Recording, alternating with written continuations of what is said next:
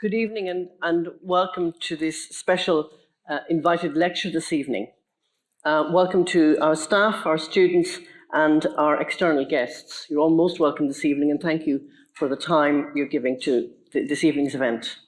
For those who are not familiar with RCSI or with this room, welcome to this, the original lecture theatre in RCSI called the Albert Theatre, which opened in 1810. And I'm always reminded in this room of the generations of staff and students and issues that have gone before us, and the people sitting in these seats who will have learned and debated and challenged and so on. And many of the essential and the important issues in medicine and healthcare would have been thrashed out in this room on previous occasions. Many of the important issues of the day, very often with a slightly different context, or slightly different focus. And this evening is one of those as we reflect after an international pandemic on lessons for healthcare. I'm really delighted this evening to introduce somebody who's one of our honorary doctorates in RCSI, Professor Abraham Verghese. Professor Verghese is the Linda R. Meier and the Joan F. Lane Provostial Professor and Vice Chair for the Theory and Practice of Medicine, the School of Medicine at Stanford University in the US. He is trained in infectious diseases and pulmonary medicine, and in addition to patient care and teaching, he leads Presence, a multidisciplinary center that studies the human experience of patients, of physicians, and of caregivers. He's a 1991 graduate of the prestigious Iowa Writers' Workshop, and his work has appeared in the New Yorker, in Grantha, and the Atlantic, New York Times, and elsewhere. His first book, called My Own Country, has been made into a movie, or a film, as we say in Ireland, or a film, as we say in Dublin. And his last novel, Cutting for Stone, spent 107 weeks on the New York Times bestseller list. His new novel is called The Covenant of Water, and it appears in May 2023. And just today, Oprah's daily email covered it, and in fact covered its cover, and outlined what the cover of this new book will be, and spoke about the story of the book. It's set in India, in Kerala. Abraham himself was born in Ethiopia, grew up in India, studied in India, and moved to the US to finish his studies. It's about the big Amachi, I hope I pronounced that well, but it's really about the big mother, matriarch of 8 decades of life in 20th century Kerala in southern India. So I imagine already it'll start to put on the book list of book clubs in this country and beyond. And we look forward to a good read from May 2023 again. Professor Verghese is an elected member of the Institute of Medicine of the National Academies, as well as the American Academy of Arts and Sciences. In 2016, he was awarded the National Humanities Medal at the White House by President Obama. We were very pleased in 2014 that Professor Verghese, with a very busy agenda, accepted our invitation to become an honorary doctorate of RCSI. We do these at our graduation events because we want the students who are graduating on the day to hear somebody who inspires them as they start in their careers. We say with some bemusement that they probably won't remember all of us dignitaries in gowns on the stage ever, but we know they'll remember somebody who gave them a message about how to be a good citizen, a good healthcare professional, and so on in their career. So we were really delighted to have Professor Verghese at that time, and also delighted that he's here in Dublin and offered us the opportunity to have a lecture from him this evening. His lecture is entitled High Touch in a High-Tech Age, Humanistic Care in a Pandemic, and I'm delighted to invite Professor Verghese to the podium.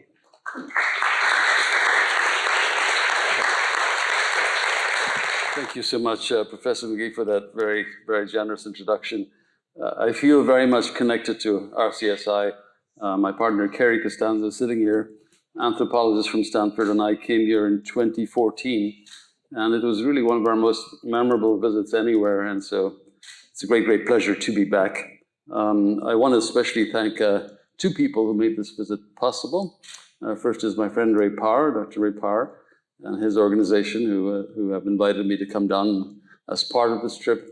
And in addition to Dr. McGee, I want to thank Professor Kaha Kelly, who also extended an invitation for me to come. But he is right now in America And so we might cross paths in midair sometime in the next week or so. Anyway, it's a great pleasure, and thank you all for being here today as well. My remarks will be fairly brief, 15 to 20 minutes, and then I'm looking forward to a very robust discussion. I wanted to begin by showing you a slide. And first, let me reassure you that this is not the kind of paper that I'm in the habit of reading, and there's a purpose in my showing this to you. The paper is titled Personal Omics, Profiling Reveals Dynamic Molecular and Medical Phenotypes. Despite this grand title, this paper is entirely about the senior author, Mike Snyder. So let me walk you through what they did. So if you look at the top left panel, panel A, they studied Mike intensely for 700 days, followed him with every kind of test known and unknown to man, or at least unknown to me at the time. And as you can see in that panel A, during that, I don't know if you see my mouse, but during that period of time, he got 2 discrete infections. He got a human respiratory virus infection, then he got an RSV infection. One of those triggered diabetes. And because they were testing him almost every single day, they were able to define that moment when the viral infection turned on the gene that triggered his diabetes, to which he might have had a predisposition. In panel B on the top right, you can see all the testing that they were doing. And this is not your usual blood count with differential and urine analysis. They were doing, the proteome, the microbiome, every kind of test you can think of, they were doing. And then they were doing a very sophisticated analysis called the IPOP analysis, the Integrated Personal Omics Profiling. And then finally, in this circle at the very bottom, in C, this panel here, you can see the circus plot, which shows you sort of the chromosome number on the outside, and then as you go in, there are deletions and duplications. And again, this is not my field at all. The reason I'm showing you this is the entire data for this one individual, studied over 700 days, is more than is in the National Library of Congress. And just to remind you, the National Library of Congress in DC has 898 miles of bookshelves, 153 million items, 37 million books, and one individual's data eclipsed all that.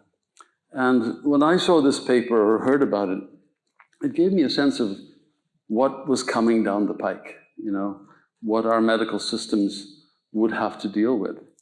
And it made me sort of reflect on, how did we get here? How did we come to this place? And when I ask my medical students, when do you think modern diagnosis began, I get all kinds of answers. Some people say Hippocrates and Paracelsus, Galen. They're not entirely wrong, but I think that modern diagnosis, the way we think about it, really began with this gentleman, Joseph Leopold Auenbrugger.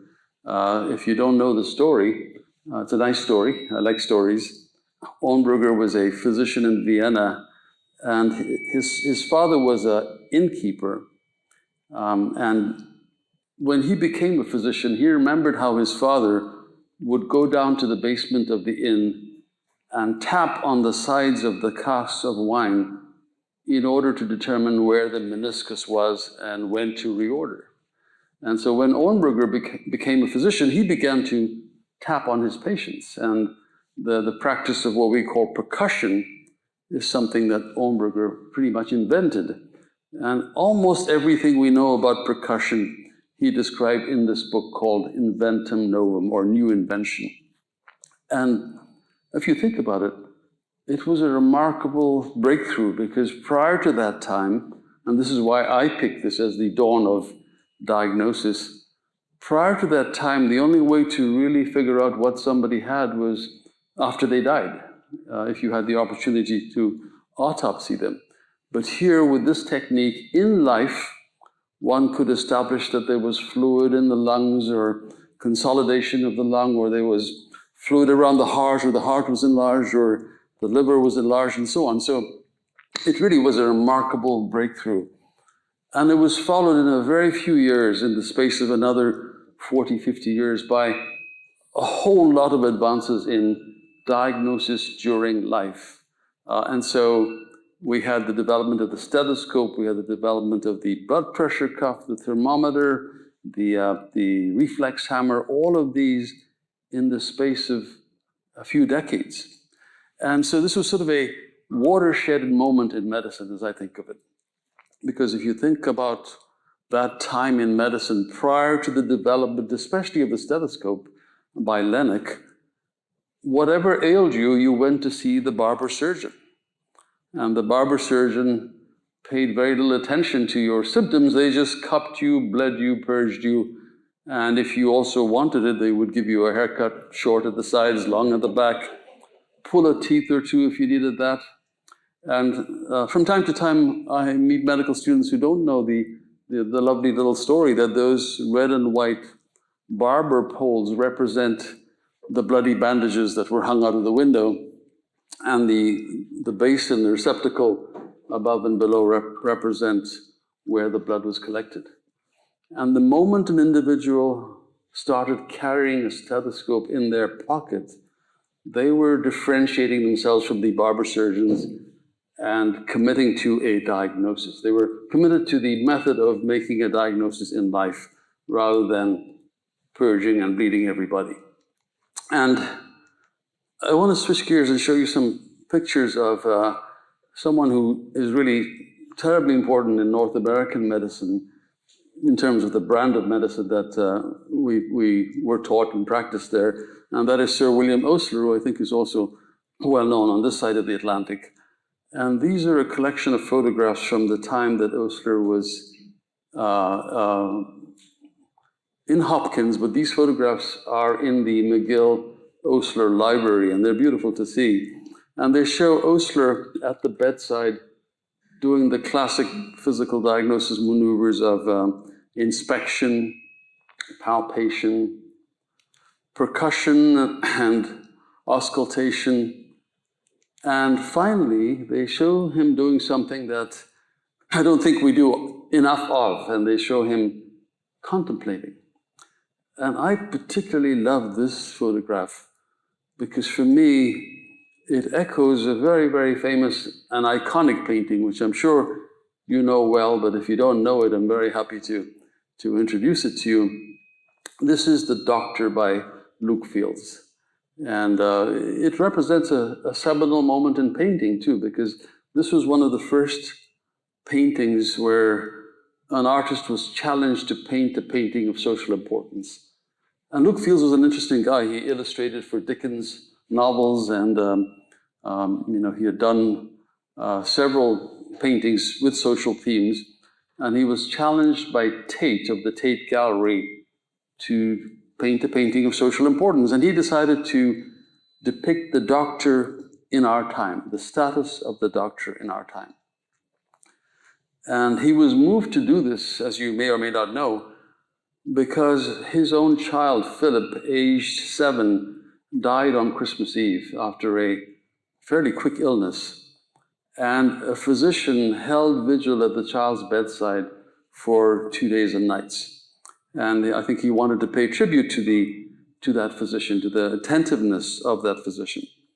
And I wanted to just take you through the painting because I think it's sort of interesting how the child dominates the pictorial space. The child occupies the center, and the child is clearly moribund, something about the position of the hand. And the child is also sleeping on 2 dining room chairs that have probably been pulled together. So this is a child who normally sleeps at the back of this fisherman's cottage.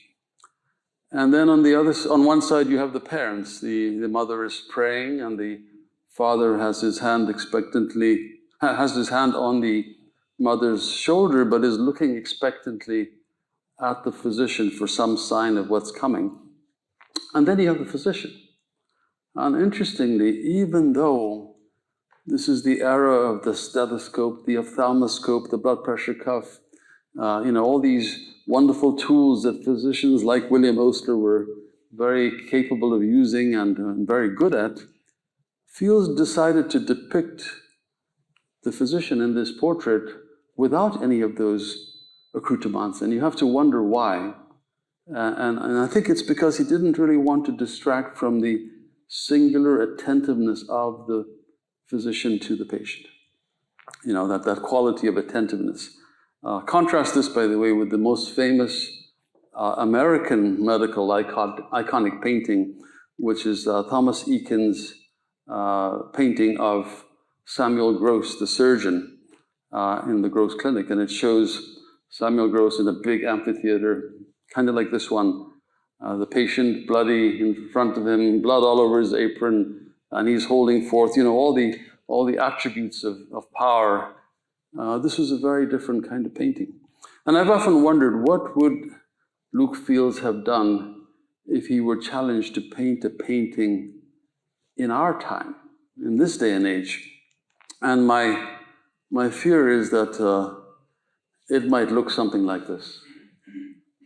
And the reason is we suddenly have a lot more data to deal with than we did in the days of Osler. The data set is much more than what you discern from the patient. There's all these secondary values, very much like in the paper that I just showed you.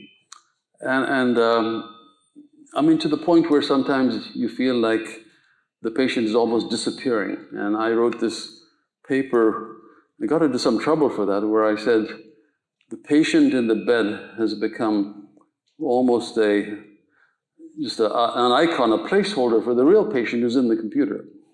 And I labeled that person in the computer the eye patient. And given that this was Silicon Valley, certain people were not very happy with my coining that term, but it has stuck, and I'm very pleased with that, actually.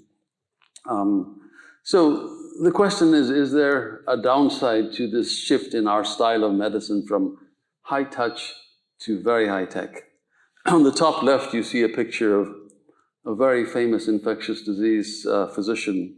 This is my field, Maxwell Finland, at the Boston City Hospital, surrounded by his house staff, his interns and residents, registrars and so on, all of whom are sort of who's who in American medicine.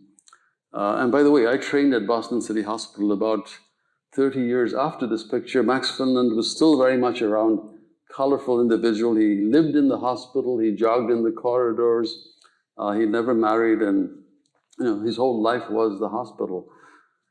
So the entire data set is in the intern's head and available to be presented. Contrast that with the bottom right picture, where increasingly, even those of us who are very inclined to go to the bedside wind up having to spend a lot of time really digesting the data, which at times seems entirely separate from the patient. So the disadvantages of this shift, even though it's necessary and you know, not something that I'm bemoaning, in the sense that, you know, I think a lot of the tests and data we have are spectacular. I'm not a Luddite by any means. The disadvantages are patient dissatisfaction, that seems fairly obvious. Physician and nurse practitioner and other physician extenders who practice medicine, at least in America, their wellness, their well-being suffers. Medical error, I think we make a lot more medical errors when we're focused on the data. And finally, loss of ritual. And in my remaining minutes, I'll just spend a little time on some of these. Patient satisfaction, when a patient comes to see us and our attention is on the screen and, you know, turning back to the patient from time to time, to them it seems as though we're being inattentive. It's really hard to pull that off seamlessly. My younger colleagues seem to be able to do it. They share the screen. I mean, they're really good at it. I struggle, and I think that many patients also find it less satisfying than not having that intrusion. I thought I'd show you an example from the pre-digital computer age of what patients want from us. This is Anatole Broyard. Some of you might or might not know his name. He was a very well-known critic for the New York Times Review of Books and the New York Times Book Review. He was an interesting man because he passed as white, but after his death, it came out that he was actually black. For, you know, many reasons he did that in a world that was very very much dominated by, in the literary world, is very much dominated by white society at the time. He died of prostate cancer and wrote this wonderful book, Intoxicated by My Illness, which we all teach in many medical humanities programs in America. And he said this about his doctor: "My doctor knows all there is to know about the prostate, but I cannot sit down and have a talk with him about it, which I find a very great deprivation. What a curious organ. What can God have been thinking about when he designed it this way?" By the way, that thought has occurred to me too. And then he says, "I would like to have a meditation, a rumination, a lucubration, a bombination about the prostate, but I can't do it. I'm forced to stop people in the street and talk to them about it." And then he goes on to say something very profound. He says, "I just wish my doctor would brood on my situation for perhaps 5 minutes, that he would give me his whole mind just once, be bonded with me for a brief space, survey my soul as well as my flesh, to get at my illness, for each man is ill in his own way." I mean, I think that that is profound. Each man or woman is ill in his or her own profound way.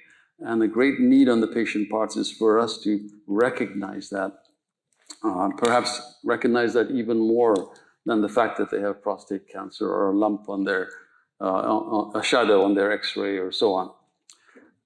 I'm not going to say much about physician wellness. I suspect that this is an issue all over. It certainly is a huge issue for us.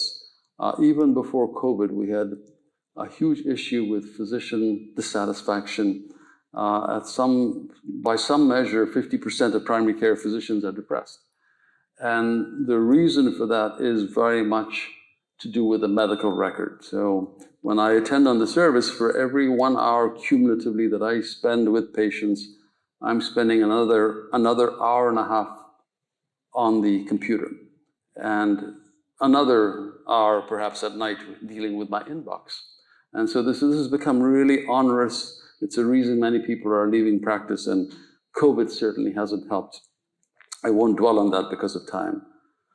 Medical error, it's fairly obvious that if we are looking at a screen, whether it be in our cars or while we're practicing medicine, we will overlook certain things. And I actually commissioned this cartoon some years ago. It shows a patient who's been run aground by the Titanic, and the doctor says, "Let's get a CAT scan and consult a gastroenterologist and figure out why you're having these pains." It's facetious, but not entirely. I sometimes joke that if you come to my hospital, don't quote me, please, missing a limb, no one will believe you without a CT scan, MRI, and orthopedic consult. You know, we don't trust our senses anymore. As I said, please don't quote me, I like my job.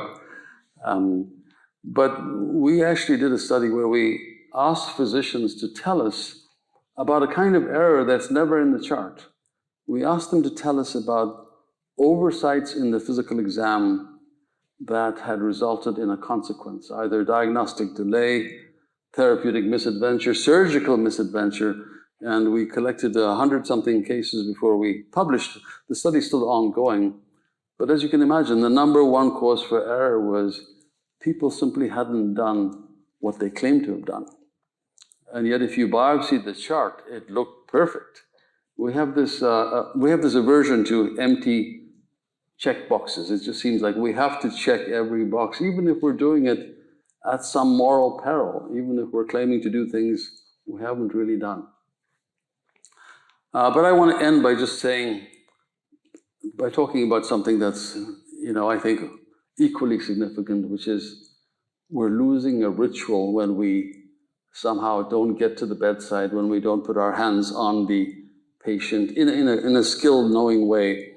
And I have to credit my colleagues in anthropology at Stanford for teaching me some of this. Rituals, whether they are weddings or funerals or bar mitzvahs or baptisms, they're all about the crossing of a threshold. We marry with great pomp and circumstance and huge expense to signal our departure from a life of loneliness, misery, solitude to one of eternal bliss. It'd be an example. Some of you are laughing, I'm not sure why. Well, I would submit to you that the ritual of a patient coming to you, often coming to, not only coming to a stranger, but coming to someone much younger than themselves.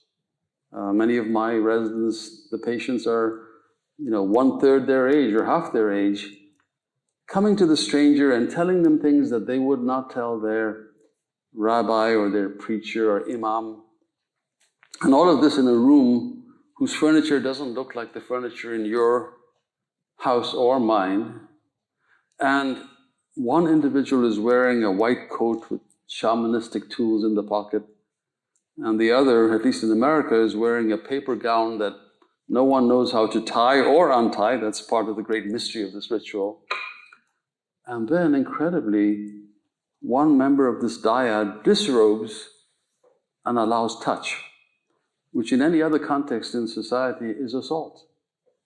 And yet the great privilege of being a physician that comes with its own fiduciary responsibility, the great privilege is we are allowed, in the context of a skilled, knowing physical exam, we're allowed to touch. And when we do it well, all rituals I mentioned are about transformation. When we do this well, I'm convinced that there is a very positive transformation that happens. I learned that from my experience with chronic fatigue patients when I was seeing a lot of patients with chronic fatigue. These were very challenging patients, and I, out of desperation, I would sometimes give them the first visit just to tell me their history and schedule the second visit to do the exam because I couldn't possibly fit it all in. They came in with bags, literally bags of information and past visits, and they were ready for you to disappoint them. And I remember on my first or second patient in this series, even though I had made it clear we're going to do the physical the second time, the history the first time, and we're done with the history, this patient continued to have more to tell me, and I really couldn't turn it off. I couldn't turn the spigot off, and so I just launched into my exam. And an interesting thing happened. This very voluble patient quieted down, and I had a eerie sense that the patient and I had entered a sort of a dance, a pas deux, in which I had a role and the patient had a role. And when I was done, the patient said to me, I've never been examined like this before, and believe me, there's nothing magical about my exam. I'm doing exactly what we teach our medical students, but probably a very abbreviated version of that. But I know how to expand it when I need to. And when I proceeded to tell the patient all the things that they'd heard elsewhere, this is not in your head, this is real. It's not tuberculosis, it's not cancer, that's the good news. Here's what we should do. I always felt that if they accepted that from me, it was because something had just transpired in the ritual. And so, but the ritual has to be done with skill. So it's a very striking thing when people, you and I, when we're in the hands of a good mechanic, a good barista, a good hairstylist, I'm reporting on my past experience, not now. We know when we're in the hands of good, skilled professionals. Well, patients, at least in California, we have all kinds of patients from all kinds of backgrounds. They have completely different beliefs about healthcare, but they know all about ritual. And you put them in this room, and then you do a half-assed prod of their belly and stick your stethoscope on the paper gown. Well, they're onto us. They know that we're not really doing a great job. And so I spend a lot of time teaching the physical and teaching the advanced physical exam because I think it matters. It helps us order tests more judiciously. It helps us connect with the patient.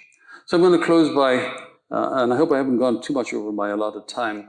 William Osler says, and I think it's still true, patients will form an estimate of you by the way in which you conduct yourself at the bedside. Skill, whether in the simple act of feeling the pulse, will establish more confidence in you than any diploma. Another famous quote by another famous physician, this is a quote very well known in America and perhaps here, that's almost 100 years old, by Francis Peabody. He said, the secret of the care of the patient is in caring for the patient. So I'll stop with that and thank you for being so attentive.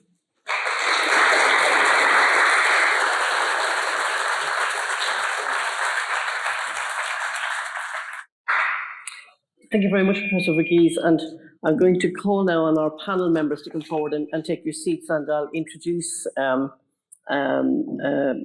each of them to you. We're going to have a Q&A just around to build on the concepts that Professor Verghese has outlined to us.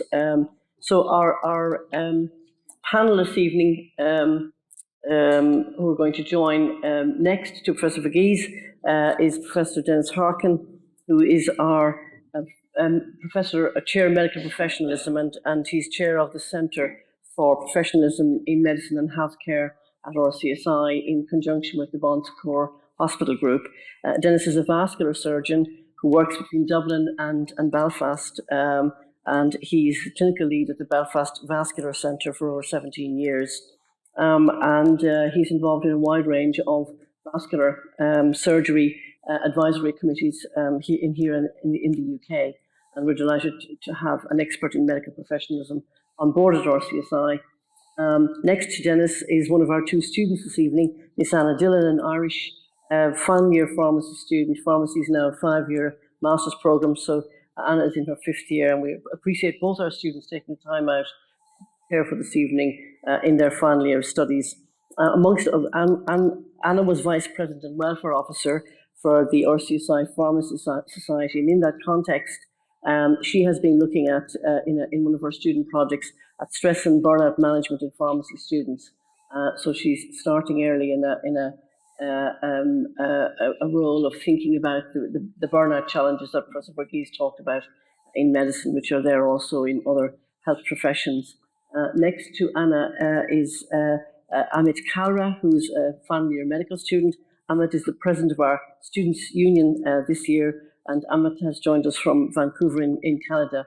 So an interesting perspectives from the other side of the Atlantic. And he's a peer leader in peer-led teaching here in RCSI, which is a wonderful program of students teaching students, and has been an RCSI student partnership champion, contributing to our innovations in our medicine curriculum, which have just been launched, a new program just this autumn. And at the end of the panel is Professor Jan Illing, and Jan is the chair of the director of our Health Professions Education Centre, a social scientist. She's joined us from the University of Newcastle University, UK, where she was Professor of Medical Education Research for many years, and she runs a team here at RCSI who focus on continual improvement in how we educate our undergraduate and postgraduate health professionals. So we have a series of questions to start with this evening to really build on Abraham's theme, and if we have time, we'll come to the audience as well for some questions. So I often think that some of these discussions can be quite gloomy, because it is very important to point out the limitations in modern medicine. So I want to start maybe a positive question of thinking about some examples of humanism in the face of the pandemic, and maybe just to ask all of the panel members briefly, what lifted your spirits in something you saw in the response to the COVID pandemic around humanism in healthcare? And maybe I'll start with yourself, Abraham, because you're on the... Oh gosh, I mean, I saw so many wonderful moments during COVID, many not so wonderful moments, but I think that perhaps the most difficult thing was our inability to really connect with patients when we were masked and gowned and they were behind barriers. And one of the ingenious things a student came up with actually was print their portrait on the gown and sort of tape it to the gown, and so that the person we were caring for behind all our garb could actually see who this person was. That's the first thing that comes to mind, but I'm sure there are many, but I won't take up time from the... Well, thank you. And indeed, our colleagues, Beaumont Hospital is our main teaching hospital. They did just that in Beaumont, a picture of the staff member and the name, so that the patient could actually know who they were engaging with. So thank you. Denis? Thank you, Hannah. I think Abraham gives a fantastic example between the healthcare worker and the patient. I suppose we had a very unique experience based in Northern Ireland, part of the UK jurisdiction, at the start of the first wave of the pandemic, and we had this concept called clapping for carers, which had been encouraged through public health and through the NHS. And I happen to live in an avenue where I have the fortune or misfortune of living opposite two other doctors, and we had a very unique experience of. And I refused to go out the first evening until my wife came and told me I had to. But our own neighbours that we had known for years, who were socially isolating, coming out to clap not only the NHS but clap us personally, we felt very honoured, and it was a great privilege. Obviously, the north of Ireland, having lived through the Troubles, also has a history of very dark humour. And very quickly, as the pandemic progressed, we started considering when the clapping stops, will the slapping start, as we had not got all the decisions entirely correct. Thanks, Anna. So that's a reflection. Thanks, Denis. Anna? Yeah, I think for myself, it's actually very simple. I suppose, looking back on the pandemic, I think it was amazing to see so many different people from all different backgrounds just coming together to follow the same restrictions. And I feel like people weren't only looking after themselves or even their loved ones, they were doing it to protect people they didn't even know. So it was just lovely to see the amount of respect that people had for each other, and I've never seen that on such a huge global scale. So yeah. Thank you, Amit. Well, for me, what you see on social media, Instagram, tends to usually be negative. It's the negative stuff that gets the views. So for a long time, not much really lifted my spirits. But I remember once I was having a conversation with a friend who tutors for the HPAT. So that's an entrance exam for the Irish med schools. And he showed me statistics that the applications for the exam for med schools and even infectious disease specialties had significantly gone up. This is sort of after the peaks of COVID, and for some reason that kind of gave me a sigh of relief. It was nice to see people being inspired by something other than Grey's Anatomy for a change. We call that the Fauci effect here after Dr. Fauci, but certainly we have medical schools in the Middle East and in Malaysia. The very same thing right across the world. Young people, rather than being frightened by and pushed away by the challenges that we were seeing on our TV screens, were inspired in larger numbers to put their names for healthcare professions, which is not what we hear about in terms of the snowflake generation wanting an easy life and so on. So yeah, that's really heartening. And Jan? I think for me, it was the sense of community that was identified, that people started to get to know who lived next door to them and to know who was vulnerable and to look out for them and to try and make connections to those people who perhaps they hadn't engaged with previously in their own communities. Okay. And I'm going to go around to different panelists, but I'm going to start with Abraham in terms of your own particular profession of respiratory medicine, where in a way COVID was all about the challenges of communication in respiratory medicine in terms of staff with patients and then staff with families, and of course families with patients, communication or lack of it. Have there been reflections in respiratory medicine on how things might be done differently in terms of training and preparing for that large scale, I suppose, challenge of intubation and infection in the respiratory environment and so on since COVID? Yeah, I think, I think I'm speaking not just for myself, but this is a prevailing sentiment. I think most of us are so proud of the science, which within a week or two, we all had the genome in our labs, and everybody was working on some aspect of new virus. But it contrasted with our woeful lack of preparedness. It contrasted with the sort of disjunction we saw in society. It contrasted with just all the difficulties in getting what was scientifically valid done. For example, the run on chloroquine really made many people with rheumatological conditions suffer. They couldn't get the chloroquine they'd been taking for years. But it made me think that everything we saw during COVID, you could find in Camus' The Plague. And it might almost be a requirement for our political leaders that they have, that they read The Plague. So we could anticipate just about everything that we saw. And it was sort of painful to realize that we were rediscovering the wheel in such a primitive way in supposedly a modern society that was decoding this virus and coming up with a vaccine. So To me, that was the most distressing part. If I can add one more comment to the previous question in a way about humanism, I think one of the most striking things I saw was, the sense of this virus had come out from the deep like a monster, and it was requiring human sacrifice. And in every way you think about it, it really echoes the first stories ever described in Gilgamesh or in Beowulf. It's a classic monster story. And in those stories, there's always a hero who comes, who hears the call and comes and finds the right tools and conquers the monster. Well, it struck me during this epidemic that all of us, in and out of medicine, we were all, in a sense, heroic. I mean, every single person who showed up every day, every mother who had to, juggle homeschooling their kids along with everything else that they were employed to do. It just seemed like this was a time of great heroism in society in general, speaking broadly, all of us. And maybe, just to add to your point, maybe, as you said, there's so much data we forget the patient, but maybe there's so much new data we forget the past, and what there is to be learned from the past.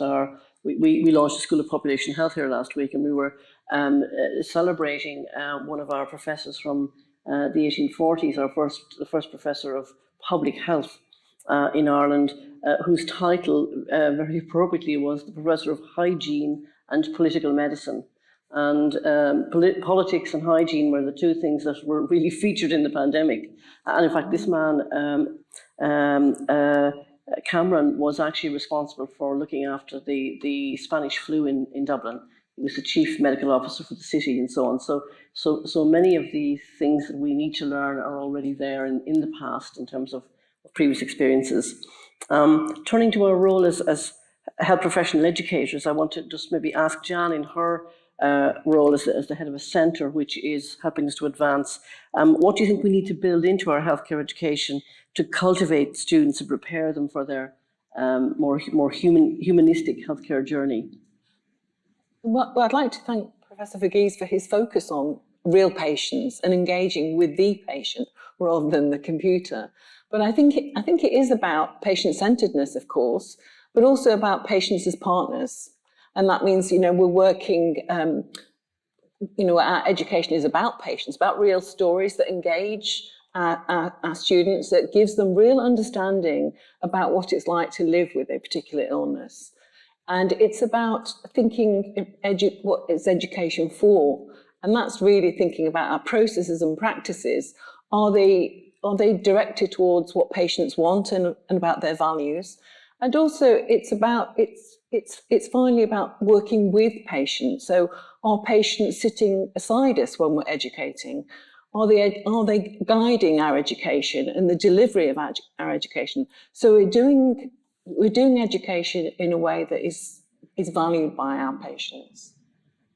Okay, thank you. And I want to maybe turn to Amit and Anna, who are the receivers of our current process of education. And obviously we'll have had lots of reflections through COVID, like the rest of us, about how you are being prepared for a future, some of which is unpredictable. And what would you tell us back in terms of what you think we might need more of or need to change in terms of how healthcare education is run? I'll start with Amit, because you, in a way, represent the whole student body in terms of what their needs are. Well, when I first started my clinical rotations, and I kind of noticed that transition from lecture-based teaching to the clinical environment, the biggest thing I struggled with was getting my thinking out of a textbook. And I really noticed it when I was placed on the pediatric GI team. Now, as medical students, we have hundreds of resources, thousands of question banks, all of them filled with cases, and we're always kind of preparing for our written exams. And so when I was in this clinic for IBD, irritable bowel disease or inflammatory bowel disease, I kind of went in my head, okay, I know this should be straightforward, simple. What I wasn't prepared for was my jaw dropping behind my mask with each kind of child I saw, and all the pain they were going through, the missing school, driving 2.5 hours for appointments and the invasive tests. And a part of me kind of felt like, why didn't I think about this? Was I just being ignorant or a poor medical student?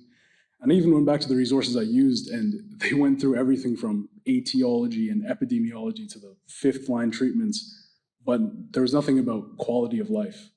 You know, under symptoms it said pain, and then we learned pain is subjective. And to me, that was a bit shocking in a sense. I felt like something I should know, but it wasn't it felt like something that was just obviously should know it. But for me, it was kind of a big transition getting out of the textbook and into the clinical environment. So in terms of lessons, I think while we strive to kind of make education more efficient and better, it becomes very easy to forget about the human behind the case. And I think that's something education could focus on a tiny bit more, especially at the level I'm at as a young student, especially in the first couple of years of med school where everything is so heavily lecture-based. And I think that's the direction we're going with case-based learning, but quality of life impact, I think that's something that's missing sometimes. See Professor Hill here, and if you want to start back in first year, next week we're starting with a much more patient story focused education, where you do start absolutely with the patient and their presenting and problem and challenge.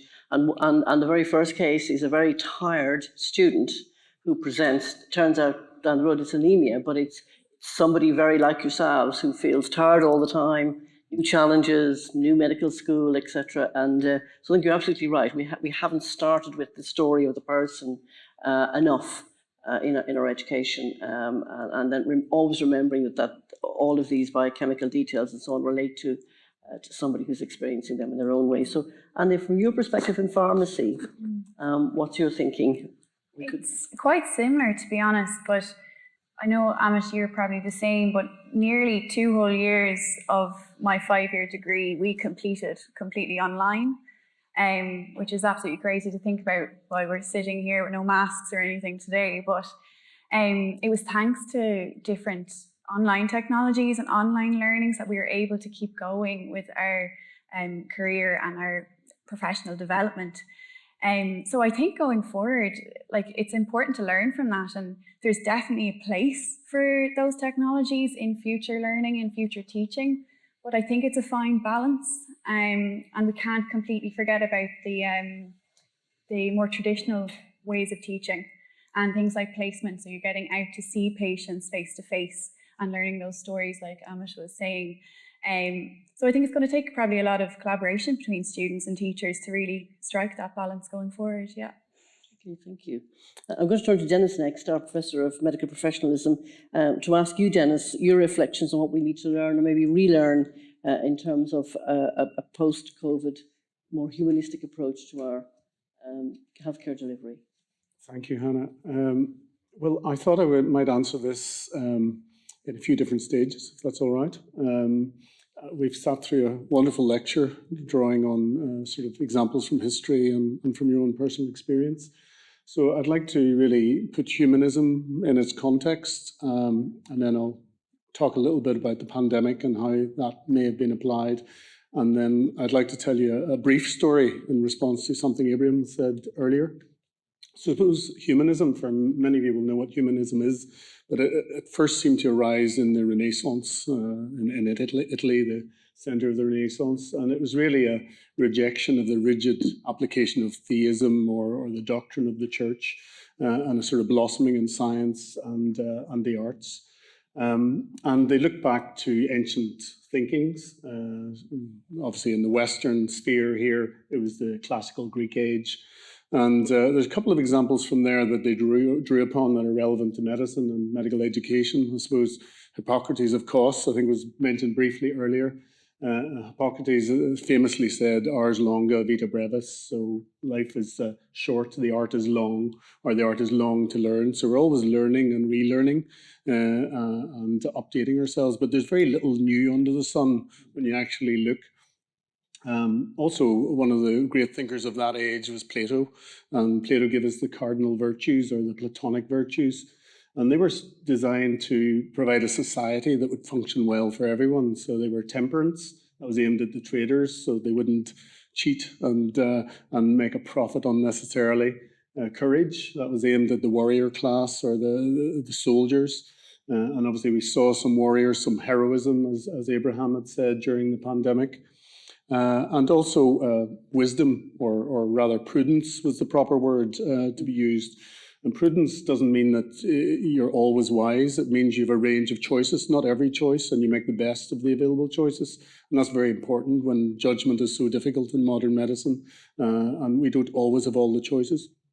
And really, to put that all together, justice was the fourth, and that was really the state should be just. Everyone should be treated equally and fairly to allow all those others to take effect. So those were the sort of cardinal virtues, and obviously Christianity brought faith, hope, and charity to the game as well. And then we wind on into the Enlightenment, really the Industrial Revolution, technology, science exploding in the UK particularly. And we had some great thinkers, particularly in Scotland, and we got utilitarian philosophy, really, and that really was based around the greatest, or really increasing the happiness of people and decreasing their suffering. That was then echoed through the ages, really directly from Scotland to North America, where there was a Declaration of Independence. People stated that that all men, mankind, were born free and equal. And also they have that fantastic phrase, life, liberty, and the pursuit of happiness. So that happiness comes directly from utilitarianism. And then we go forward, the Declaration of Human Rights, 1948.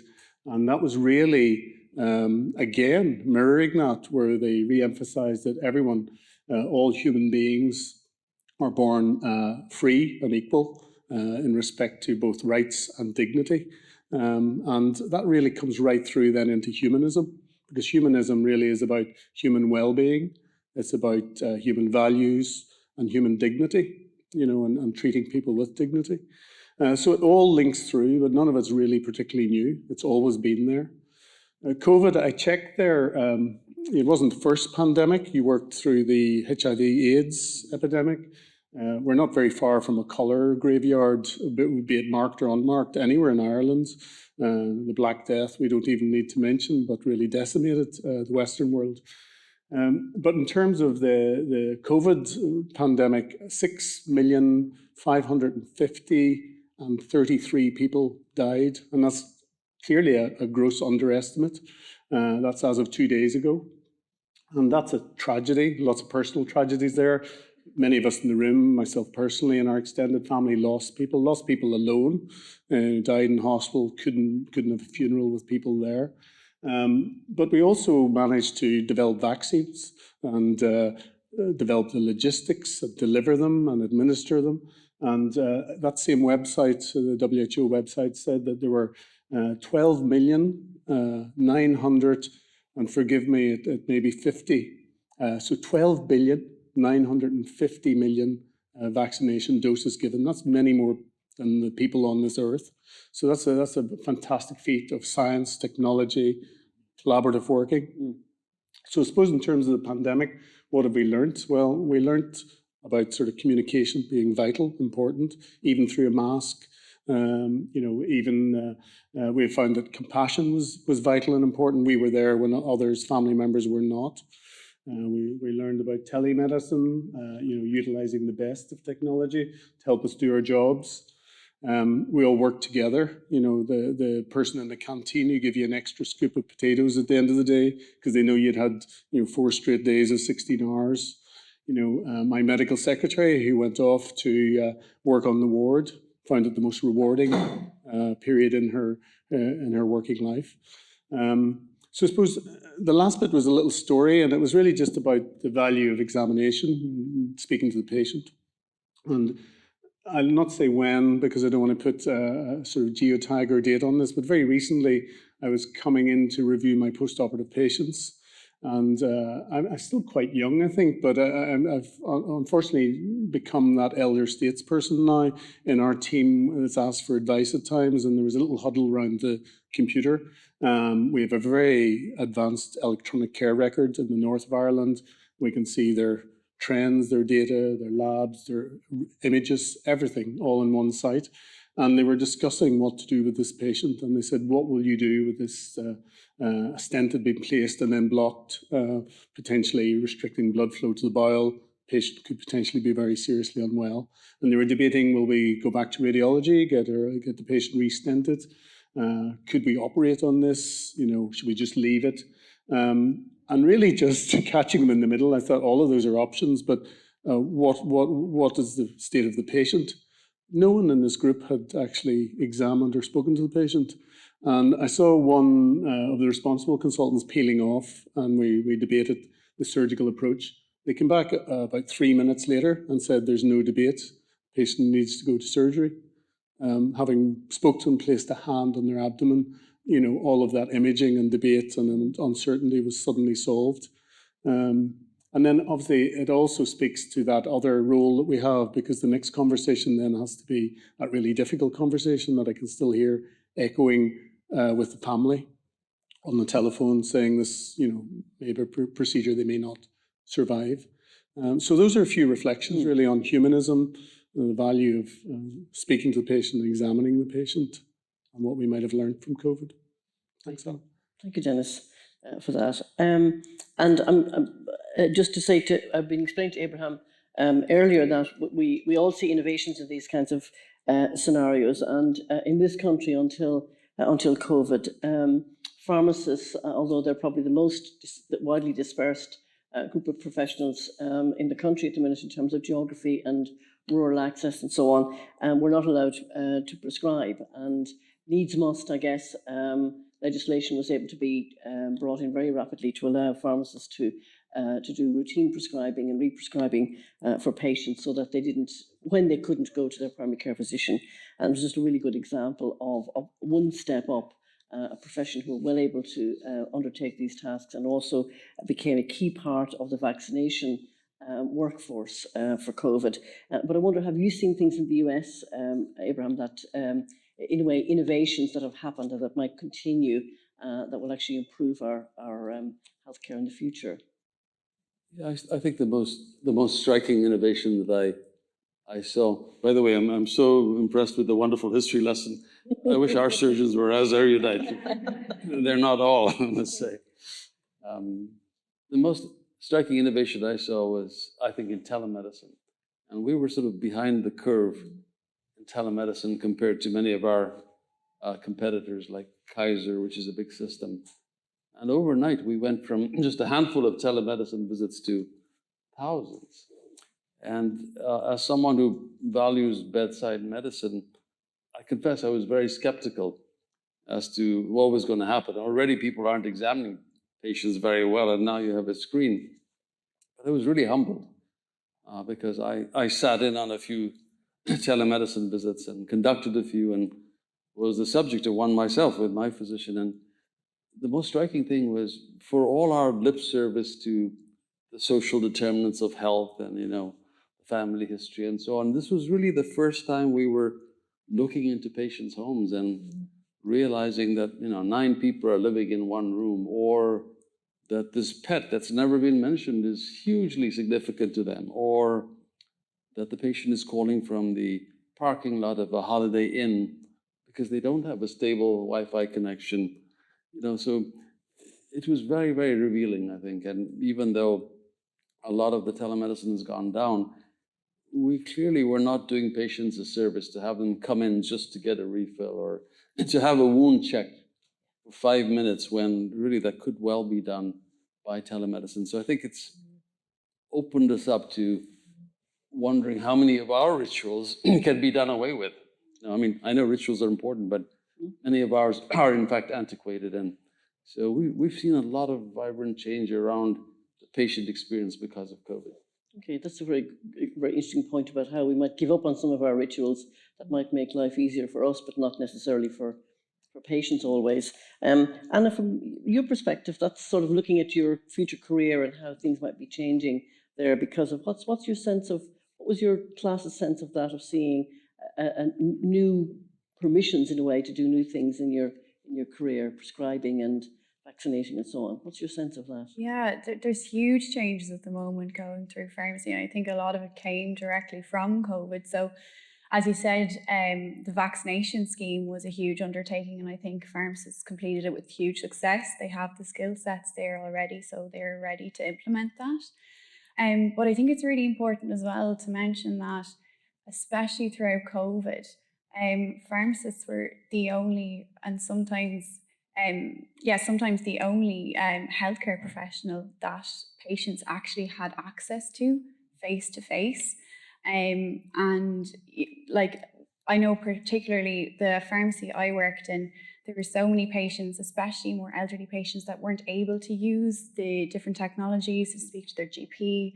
They were coming directly into the pharmacy and asking their queries to the pharmacist, whether it be about medication or just about their health in general. And 9 times out of 10, the pharmacist is more than capable to actually give the information back to the patients.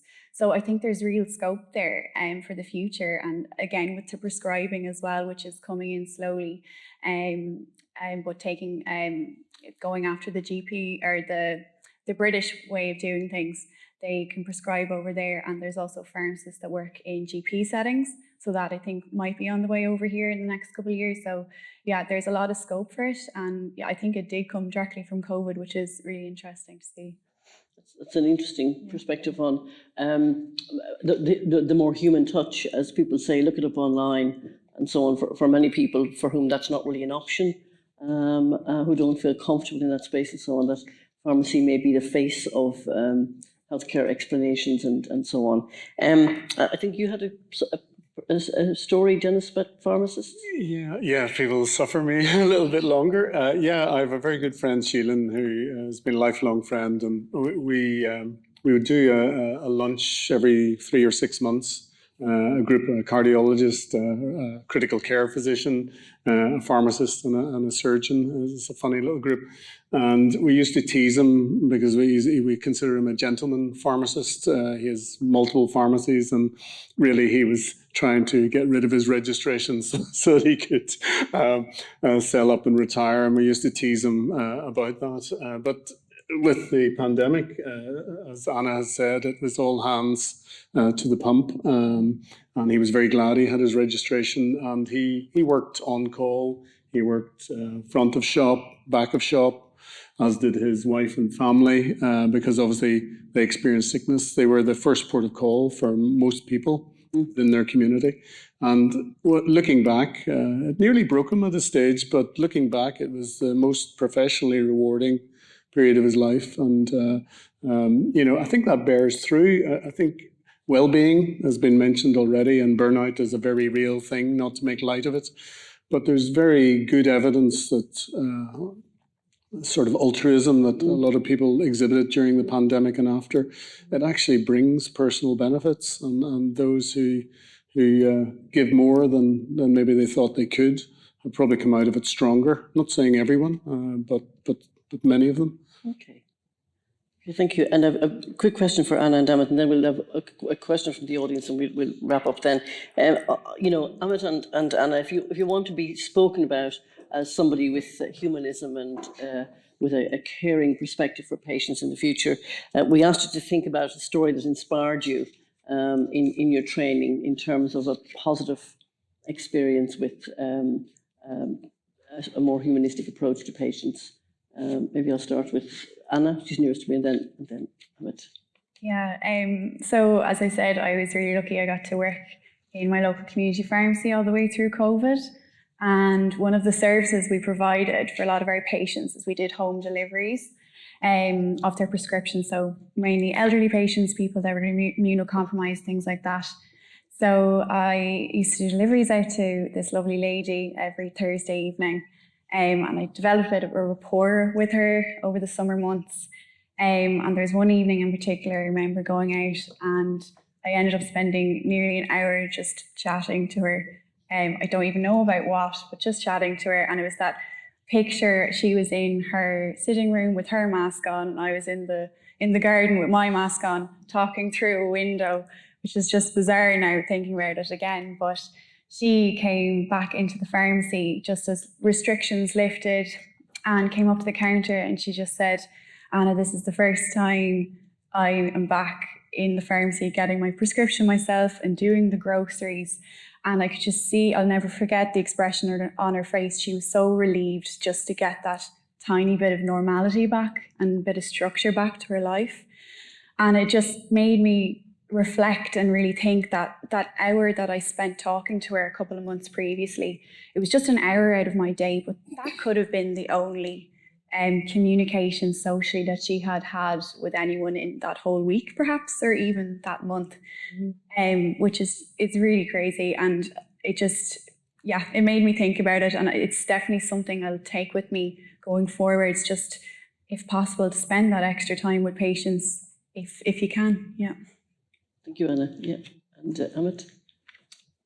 Well, on my first day of clinical rotations, there were about 7 of us students sitting in this little library waiting for our orientation. And this consultant came in and sat us all down, and he started off by sharing a story. He started off with something like, an elderly man visits his GP because his shoulder hurts every time he tries to pick up his grandchild.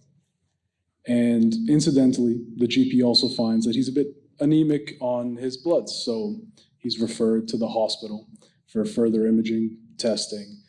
Eventually, he gets an appointment for a colonoscopy, and unfortunately, there are some positive findings. And then he's referred to the GI team, and he's admitted into the hospital, and luckily, he is treated and eventually discharged. So all in all, it was a success. And he returns to his GP a while later, and his GP's happy with all the results. He has all the reports from the hospital, and the GP's completely fine with everything that's happened. And the man goes, "But doctor, my shoulder still hurts when I try to pick up my grandchild." So yeah, I promise the way the doctor told the story to us was a lot more moving and emotional. But after he kind of gave that example of patient-centered care, he looked at us and said, everyone coming in here has a story. And you not only become a part of their story, they become a part of yours. And I think that's something I never forget anytime I'm in the clinical environment. So I think that's the experience I'll always carry with me. Thank you very much, Amit. A question from the floor? Anybody got a burning question? I was just saying that I find oftentimes, patients forget that doctors are humans as well, right? And there's that distancing that happens naturally when you're speaking to a doctor. And everybody has to touch on the fact that healing requires an element of connection. So I just wanted to pick your brains on your thoughts on that. To what extent is the distancing of the doctor or the care figure from the patients getting in the way of there being that connection? Okay, so Could you paraphrase that for me? Yes. I'm having a little hard time hearing the first part of the question, so I'm going to have them confirm this for me. So really just a question about a separation between doctor and patient. What are your reflections on that? Are we too far away from them now with technology? Yeah. Are we too close to them?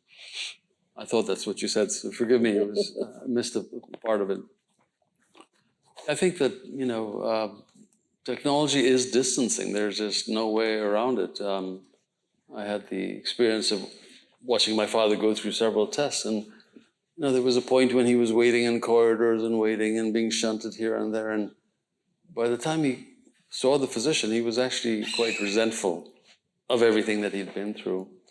And I think to the degree we can bring as much technology as we can to the bedside, we do a great service to the patient. So many of us carry ultrasounds now, and we don't pretend to be ultrasonographers or as good as the radiologists, but to the degree we can get information in real time at the bedside, I think we need to do that. I'm not sure that answers entirely your question.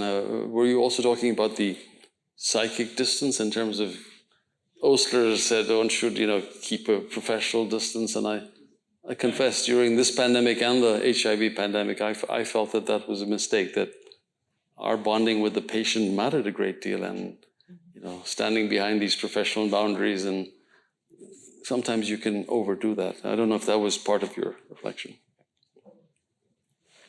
okay, I think we've had a good. Sorry, one more question then. All right, we have a finishing question. Just hang on. Wait for the microphone. Yeah. Thank you. I would just like to extend on your question on how you think we should build rapport with patients. And where it would be too much, where to draw the line, basically, when you're approaching a patient and trying to build rapport with a patient, trying to get to know a patient. When does it stop being professional, and where do you draw the lines? Thank you. Yeah, I mean, if you're asking me, and I want to ask my distinguished colleague, because I'm sure he has a great opinion on this, but, my sense is, as much as I admire William Osler, I think that, he made a bit too much about keeping the professional distance. I think you should keep a professional distance. I think you can easily lose objectivity when you get too close. But on the other hand, in the HIV era, and I felt that that was going to be the story of my life, the HIV era, because it was profound for me. I was caring for young men who were primarily my age who were dying. And I had no therapy to offer them for years. And it was just a matter of watching them dwindle and die. And I began to feel that the only thing of value that I could offer them was my willingness to abandon the sort of professional barrier.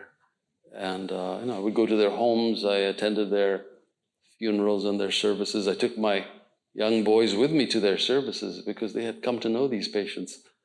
And I got criticized a bit for that. And I must say it was easier because they were male and I was a heterosexual male. I had my first woman with HIV and I was profoundly affected by that. I mean, I didn't quite know how to deal with her. I wanted to be as effusive and warm to her as I had been to my gay male patients, but suddenly I became much more conscious of the professional barrier. So it's a complicated question. I think we have to be careful about what the psychiatrists call transference and countertransference, but we can't get so hung up on that we can't express empathy and emotion. So, but I'd love to hear your thoughts on that. It's a fantastic question. I'm not sure I will have the full answer to that. In addition to what Abraham has said, I think obviously we've entered a caring profession. We've been drawn to that for one reason or another. Compassion's at the heart of it, and that's been mentioned and probably comes across in your question. So compassion's supposed to be a very positive emotion. So you have to sort of be able to put yourself in that individual's shoes, their feelings, but you're also moved to do something about it. So you're moved to help them. So you need to get onto that level, I suppose, with them. You need to find some common ground where you have a common language. But you have to also have boundaries. So you need to be clear what you can and what you can't do. And I suppose that comes into the truth and the honesty about the relationship and the conversation. And that you're not the single individual that will do everything because you're part of a broader multidisciplinary, interdisciplinary team. But it doesn't mean that you can't say, I'll be an advocate for that. I can't individually sort that, but I can write a letter or I can direct you, I can signpost you to where you can get professional support for that. As a surgeon, I'm not going to be their mental health physician. There are specialists who can do that better than I. So, I think if that is of some answer to what you're saying, hopefully that helps. And I might give the last word to Jan on the end there, from the perspective of the education of our health professionals in relation to boundaries and compassion and empathy and so on. I'd just like to echo what Denis has said. I think compassion is your guide, really. And I suppose it's all about the patient. It's focusing on their needs. It's not focusing on your own needs. But there are times when I agree with Professor Verghese, that there are times when you need to show your humanity and to share that, really. But in a careful, focused way, so you're not unburdening yourself onto the patient. What you are giving of yourself is for their own benefit. And that, I think that comes with experience and support and hopefully excellent coaches and role models around you. And of course, a sense of authenticity. The idea of saying, I know how you feel, Yes. is not really very plausible if you're a young female and you're talking to an older man, or somebody from a different culture and so on. So all of these complexities that, as I said at the start, people have long pondered about in this room and in other other settings, and we will continue to do that. But I want to wrap this up at the moment. I want to thank Professor Verghese for being in Dublin and for agreeing to give of his time, which allowed us to have both an excellent lecture and an opportunity to reflect in a panel on the thoughts that Abraham presented. And I want to thank our panellists as well for taking the challenge of reflecting on the questions and giving us a richer sense of the messages from the lecture. So thank you everybody for your attendance, and thank you Professor Verghese in particular, and thank you for panellists for this evening. And in our usual way, I think we'll end with a round of applause. So thank you very much.